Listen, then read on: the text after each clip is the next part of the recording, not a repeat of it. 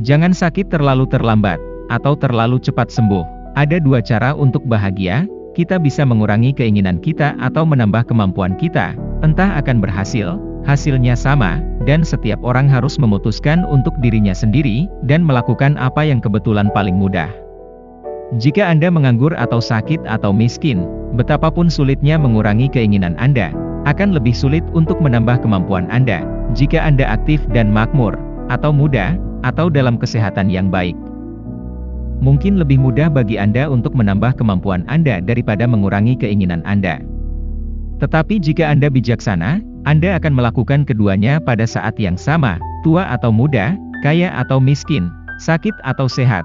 Dan jika Anda bijaksana, Anda akan melakukan keduanya sedemikian rupa untuk meningkatkan kebahagiaan masyarakat secara umum, takut berbuat jahat, dan Anda tidak perlu takut lagi, beberapa, untuk membuat diri mereka besar, mengejar pembelajaran, orang lain menggenggam kekayaan. Beberapa bertujuan untuk dianggap cerdas, dan yang lain hanya berhati-hati untuk memanfaatkan orang yang tampan. Tetapi apakah kecerdasan, atau kekayaan, atau bentuk, atau pembelajaran, jika dibandingkan dengan kebajikan? Memang benar kami menyukai yang tampan, kami memuji yang terpelajar, dan kami takut pada yang kaya dan berkuasa, tetapi kami bahkan menyembah dan memuja orang-orang yang berbudi luhur. Orang bodoh yang terpelajar adalah orang bodoh yang lebih besar daripada orang bodoh. Ini adalah kesalahan umum dalam teman, ketika mereka akan memuji teman-teman mereka, membuat perbandingan, dan meremehkan jasa orang lain. Setiap tahun satu kebiasaan jahat dicabut, pada waktunya mungkin membuat orang terburuk menjadi baik sepanjang masa. Kebenaran baru adalah kebenaran, kesalahan lama adalah kesalahan. Setelah hidup lama, saya telah mengalami banyak contoh yang diwajibkan oleh informasi yang lebih baik, atau pertimbangan yang lebih lengkap untuk mengubah pendapat, bahkan pada hal-hal penting, yang pernah saya anggap benar. Tetapi ternyata sebaliknya, cara untuk mengamankan perdamaian adalah bersiap untuk perang. Mereka yang berjaga-jaga, dan tampak siap menerima lawan mereka, jauh lebih sedikit bahayanya untuk diserang, daripada dalam keadaan terlentang, aman, dan lalai. Dapur yang gemuk membuat keinginan yang ramping. Jangan pergi ke dokter dengan setiap gangguan, atau ke pengacara dengan setiap pertengkaran, atau ke panci untuk setiap kehausan. Saya tidak pernah melihat pohon yang sering ditebang, atau keluarga yang sering disingkirkan, yang tumbuh dengan baik seperti yang ada. Mencegah lebih baik daripada mengobati. Penyembahan kepada Tuhan adalah suatu kewajiban. Mendengar dan membaca khotbah semoga bermanfaat, tetapi jika manusia beristirahat dalam mendengar dan berdoa, seperti yang dilakukan kebanyakan orang, seolah-olah sebuah pohon harus menghargai dirinya sendiri dalam menyiram dan mengeluarkan daun, padahal tidak pernah menghasilkan buah.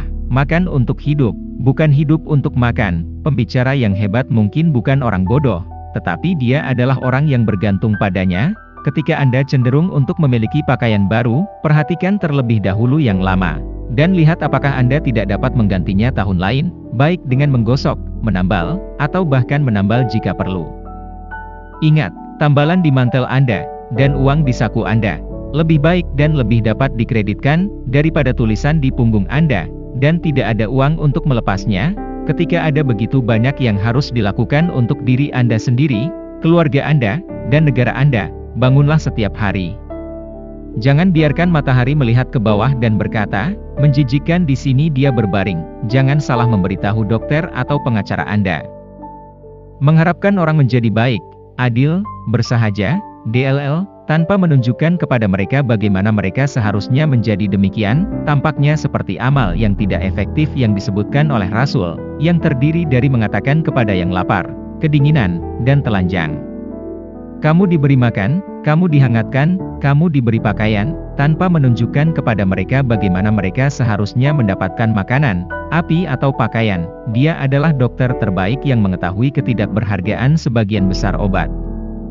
Maukah Anda hidup dengan mudah, melakukan apa yang seharusnya Anda lakukan dan bukan apa yang Anda inginkan? Pria dan wanita masing-masing memiliki kualitas dan temperamen di mana yang lain kurang, dan yang dalam persatuan berkontribusi pada kebahagiaan bersama. Tuhan menyembuhkan, dan dokter mengambil biayanya.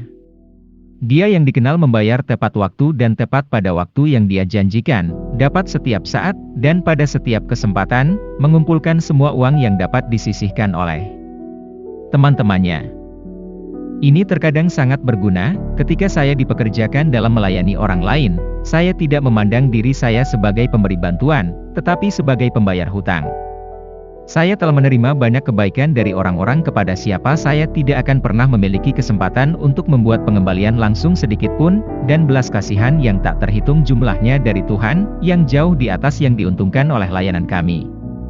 Kebaikan-kebaikan dari manusia itu, oleh karena itu, hanya dapat saya balas kepada sesamanya, dan saya hanya dapat menunjukkan rasa syukur saya atas belas kasihan Tuhan itu dengan kesediaan untuk membantu anak-anaknya yang lain. Hidup seperti karya dramatis, tidak hanya harus dilakukan dengan keteraturan, tetapi juga harus diselesaikan dengan indah. Tuhan membantu mereka yang membantu diri mereka sendiri. Manusia tunduk pada berbagai ketidaknyamanan hanya karena kurangnya sedikit keberanian, yang merupakan kualitas yang sangat diperlukan dalam kejadian umum kehidupan, serta dalam pertempuran. Berapa banyak ketidaksopanan yang kita derita setiap hari dengan kegelisahan yang besar, karena kita tidak memiliki cukup keberanian untuk menemukan ketidaksukaan kita. Seni mendapatkan kekayaan terdiri sangat banyak.